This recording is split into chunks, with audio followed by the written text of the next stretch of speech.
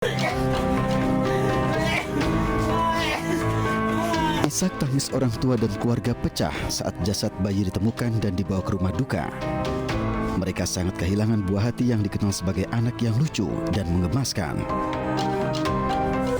Aku sampai trauma banget, habis nangis-nangis terus sedih, sudah itu kejadiannya itu sangat nggak tahu lah, nggak ada yang tahu kejadian. Jadi bukan karena dicepokin bapaknya, bukannya? Nggak tahu. Oh. Karena kejadiannya malam, pas semuanya pada tidur. Berarti Petugas gabungan mengevakuasi jasad Aluka Sofyan, bayi 2 tahun yang terseret aliran sungai di Desa Pekaca, Kalibagor, Banyumas. Jenazah korban ditemukan tersangkut di pinggir sungai. Ini dari titik awal TKP yaitu di Sungai Kaja, kemudian itu sampai dengan masuk Sungai Bener. Pencarian dilakukan sejak pukul setengah 10 pagi hingga tadi sekitar jam 11. Jenazah Aluka ditemukan di aliran Sungai Bener, kurang lebih 1,5 km dari titik awal korban terseret arus sungai. Kejadian ini dipicu korban bersama ibunya tengah buang air kecil di sungai. Namun korban terpeleset jatuh dan terbawa arus sungai. Korban selanjutnya dimakamkan tak jauh dari rumah duka.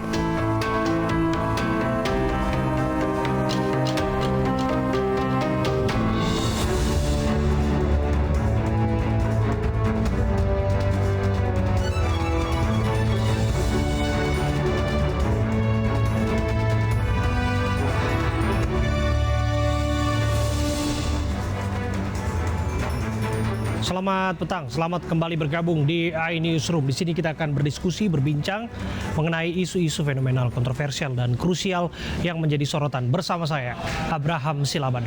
Mari kita mulai iNewsroom. Kebakaran melanda gedung DPRD Kota Batam. Kebakaran sempat membuat panik staf dan anggota dewan. Dugaan sementara akibat hubungan pendek arus listrik.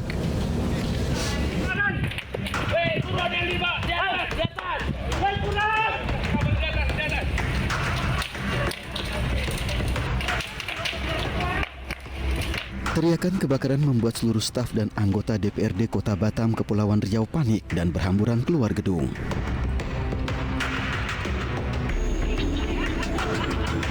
Tak ada korban jiwa dalam peristiwa ini, namun berbagai dokumen dan peralatan kantor lainnya diduga hangus terbakar. Api pertama kali muncul dari ruangan fraksi Hanura.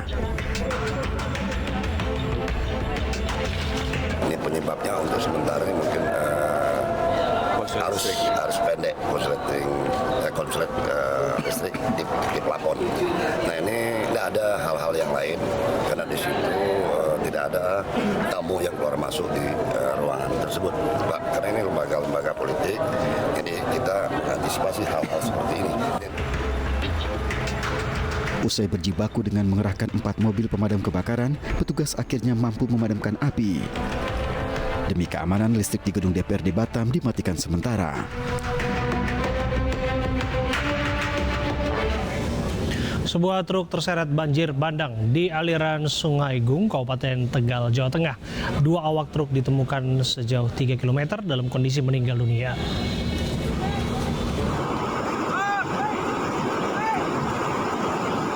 Inilah momen saat sebuah truk terseret banjir bandang di aliran Sungai Gung, Desa Dawari, Tegal, Jawa Tengah, Senin sore. Beberapa orang berusaha menyelamatkan 2 awak truk yang terjebak, namun upaya mereka gagal.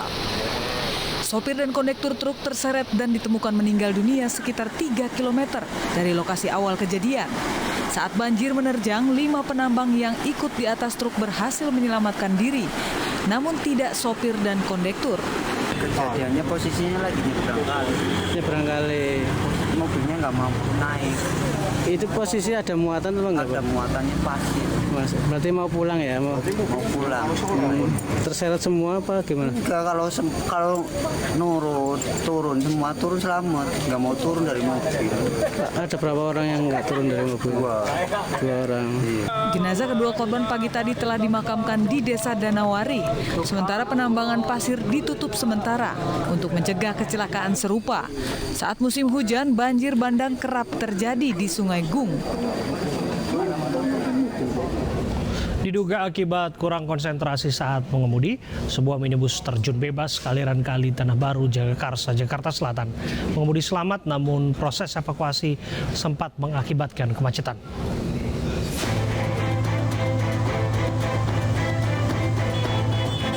Minibus ini tiba-tiba terjun bebas di aliran Sungai Tanah Baru, Jagakarsa, Jakarta Selatan pagi tadi.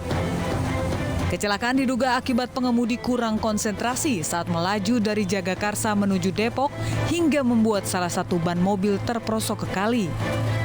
Kalau matuk sih enggak, ngebleng kali ya. Kalau jalanan ini kelihatan lebar dari dalam. Masih saya kayak sampai kanan gitu loh. Tapi situasi saat itu lalu lintas ramai nggak sih Pak? Enggak begitu ramai.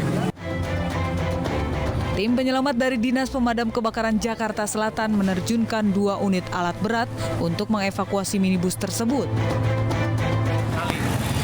Lalu kita ada tim 2 unit meluncur ke TKP karena di sini hambatannya jalan macet dan sempit. Alhamdulillah kita sampai sini sekitar 30 menit. Tak ada korban jiwa dalam peristiwa ini, namun proses evakuasi yang berjalan lama sempat membuat kemacetan panjang di ruas Kafi 2. Kepolisian Resor Lumajang, Jawa Timur terus memburu keberadaan pelaku penendangan sesajen di lokasi bencana erupsi Gunung Semeru. Pelaku yang diketahui berinisial HF diketahui berasal dari Kabupaten Lombok Timur, Nusa Tenggara Barat. Polisi juga telah berkoordinasi dengan Polres setempat untuk mencari keberadaan pelaku. Selain itu, Polres Lumajang juga didukung tim Cyber Troops Polda Jawa Timur menelusuri jejak digital media sosial pelaku. Selain memburu pelaku hingga ke Lombok Timur, polisi juga masih mencari keberadaan pelaku di sekitar Lumajang dan perbatasan Malang.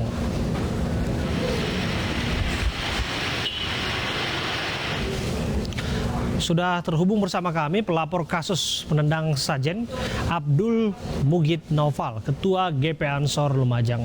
Assalamualaikum, selamat petang Mas Abdul. Ya, selamat petang Mas. Ya, Pak Abdul, saya langsung ke pertanyaan mengenai dasar pelapor. Kaitannya dengan kepentingan GP Ansor mengenai kasus ini, di mana, Mas? Iya. Bos, boleh diulang pertanyaannya, Mas? Oke, mengapa GP Ansor Lumajang harus membawa kasus ini ke proses hukum? Iya. Yang pertama, karena tragedi penendangan sesajen tersebut melukai hati warga Lumajang. Itu karena adalah tradisi yang sudah berjalan turun-temurun di masyarakat kami. Dan sesajen tersebut sebetulnya itu adalah selamatan atau ritual yang dilakukan oleh warga setempat dengan kepercayaan masing-masing, tentunya begitu. Oke. Sehingga ini perlu kami laporkan karena berkaitan dengan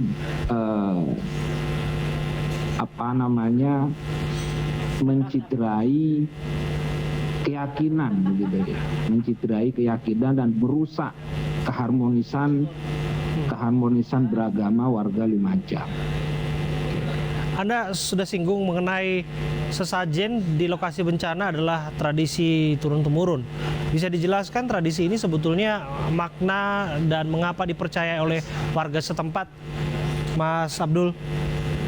Iya, tradisi sesajen ini sebetulnya itu adalah ritual yang dilakukan oleh warga setempat dalam rangka untuk berdoa. Jadi itu berdoa supaya berdoa kepada Tuhan supaya musibah ini tidak terulang kembali dengan melakukan sesajen atau sedekah. Jadi itu sebetulnya itu adalah sedekah yang dilakukan agar supaya sedekah tersebut bisa dimakan oleh hewan-hewan atau makhluk-makhluk yang ada, makhluk hidup ya, yang ada di sekitar Gunung Semeru tersebut. Misalkan seperti kucing dan lain sebagainya. Oke. Monyet, kera dan lain sebagainya. Jadi ini sedekah dan doa begitu ya, doa. Bukan ini kepercayaan yang syirik begitu. Itu yang dilakukan oleh warga Lumajang. Sejauh ini yang Anda pantau dari proses yang berjalan di kantor polisi seperti apa? Sampai detik ini polisi terus memburu pelaku penendangan sesajen tersebut. Informasinya ini sudah sampai di meja Polda Jatim, dan Polda Jatim itu sudah menerjunkan tim menuju tempat di mana pelaku tersebut berada. Begitu. Informasinya yang jelas orang tersebut itu bukan warga Lumajang, dan orang tersebut datang ke Lumajang sepertinya bukan bertujuan untuk menjadi relawan, tapi ada agenda lain. Bukan hanya semata-mata agenda kemanusiaan, tapi ada agenda lain. Apa agenda yang Anda maksudkan, Mas Abdul? Ya, agenda lain itu adalah, jadi para relawan itu di samping ada agenda kemanusiaan, ternyata ada agenda lain. Agenda lain itu berupa dakwah, doktrinasi ideologi kelompok-kelompok tertentu kepada masyarakat yang terdampak. Dan ini sempat disinggung oleh Bupati Lumajang bahwa Bupati sangat marah terhadap kelompok-kelompok sebentar, yang... Mas Abdul. Iya. Kalau dakwah kan harusnya sah-sah saja dilakukan. Ini jadi siraman rohani penguat bagi orang-orang yang terkena bencana. Tapi Anda sudah singgung soal doktrinasi tentang paham-paham tertentu. Nah, ini saya harus dalami. Ini apa yang Anda maksud dengan doktrinasi ini? Jadi ada agenda doktrinasi dengan paham-paham tertentu. Itu mereka mengambil kesempatan dalam kesempitan, kira-kira begitu. Jadi mereka itu di samping melakukan agenda-agenda kemanusiaan, membantu warga yang terdampak, tapi juga ada agenda mendoktrinkan paham yang mereka yakini kepada orang lain, dalam artian warga yang terdampak. Oke. Nah, agenda ini bisa macam-macam.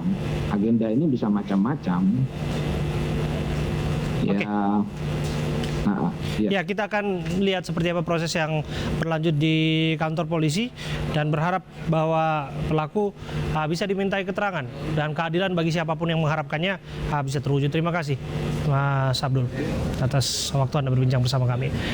Bisa kita ke informasi berikutnya. Tim kuasa hukum Ferdinand Huta Hayan akan mengajukan penangguhan penahanan terhadap kliennya. Pertimbangan tersebut diputuskan setelah Ferdinand Huta Hayan ditetapkan sebagai tersangka serta ditahan hingga 20 hari ke depan. Tim kuasa hukum berharap nantinya penyidik mengabulkan penangguhan penahanan terhadap kliennya dengan sejumlah jaminan yang ditawarkan seperti menjamin jika tersangka akan kooperatif dan tidak akan melarikan diri. Alasan penangguhan penahanan juga berdasarkan kondisi Ferdinand sebagai tulang punggung keluarga dan juga didasari riwayat penyakit khusus yang diderita Ferdinand Huta Hayan. Kita akan bergabung bersama dengan Bayu Pradana di Bareskrim Mabes Polri untuk memperbarui informasi mengenai kasus ini. Bayu, apakah penangguhan penahanan itu diterima oleh Bareskrim Polri? Ya, Abraham, sejak pantauan kami tim iNews ini menunggu kabar terbaru dari Ferdinand Huta Hayan. Sampai sore ini kami masih belum mendapatkan informasi terbaru terkait upaya dari tim kuasa hukum Ferdinand yang menyatakan bahwa akan melakukan langkah berikutnya, yaitu mengajukan permohonan penangguhan penahanan terhadap Ferdinand Huta Hayan. Meski demikian, sampai saat ini juga kami belum melihat adanya langkah yang dilakukan oleh tim kuasa hukum Hukum di Barreskrim Mabes Polri sampai saat ini belum ada yang datang kembali, dan dari demikian juga masih belum ada tanggapan dari Mabes Barreskrim Polri ini untuk menanggapi pernyataan kuasa hukum yang menyatakan bahwa nantinya akan mengajukan permohonan penangguhan penahanan dari Ferdinand Huta Hayan. Memang usai 11 jam lamanya kemarin Ferdinand Huta Hayan menjalani pemeriksaan, akhirnya pada pukul 22.30 ini Ferdinand dinyatakan sebagai tersangka. Selain Ferdinand juga kemarin telah diperiksa ada sekitar 20 saksi, ya 21 saksi maksud kami yang diperiksa terkait cuitan di media sosial Ferdinand Huta Hayan yang sangat kontroversial, dan memang sejumlah upaya lainnya akan dilakukan, diantaranya yaitu pemeriksaan Ferdinand Huta Hayan sebagai tersangka terkait cuitannya yang sangat kontroversial ini yang mengandung sara. Namun saat penyidik ini mengundang Ferdinand kembali dalam pemeriksaan sebagai tersangka, Ferdinand ini menolak dengan alasan kesehatan. Abraham. Baik, terima kasih Bayu Pradana, laporan Anda langsung dari Barreskrim Polri. Pemirsa, Nia Ramadhani dan suaminya Ardi Bakri divonis 1 tahun penjara dalam kasus penyalahgunaan narkoba. Jangan kemana-mana pemirsa, kami akan perbarui informasinya setelah jeda berikut.